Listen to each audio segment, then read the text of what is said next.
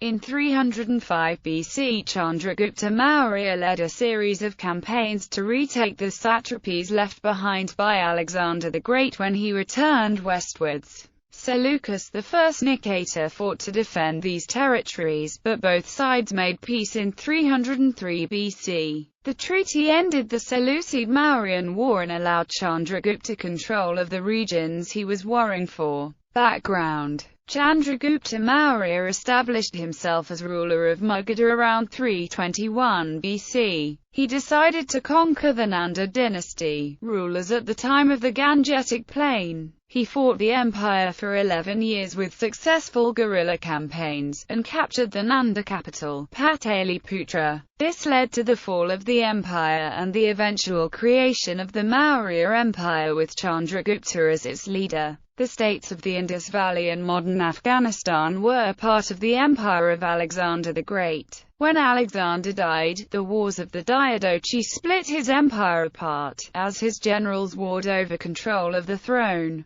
In the Eastern Territories, one of these, Seleucus Nicator, was taking control and creating the beginnings of the Seleucid Empire. This included Alexander's conquests along the Indus Valley. The emerging and expanding Mauryan Empire now came into conflict over the Indus Valley with the efforts of Seleucus I Nicator to hold these territories. War. Little is known of the campaign, in which Chandragupta fought with Seleucus over the Indus Valley and the region of Gandhara, a very wealthy kingdom that had submitted decades earlier to Alexander the Great. The Mauryans seem to have got the better of the fighting, though no record survives. The region fell to the Mauryans, and Chandragupta also took over the Kashmir and the Hindu Kush. At the same time, Chandragupta expanded into the Deccan. Chandragupta took over the Punjab also, and by 303 BC he had taken over eastern Afghanistan and everything in between. However, whether or not these territories were acquired by subsequent treaty with Seleucus or by military conquest is also unknown. Seleucus' focus was not in the east, but in the west, where his greatest enemy, Antigonus I Monophthalmus, was attempting to crush all of his rivals and take complete control of Alexander's legacy.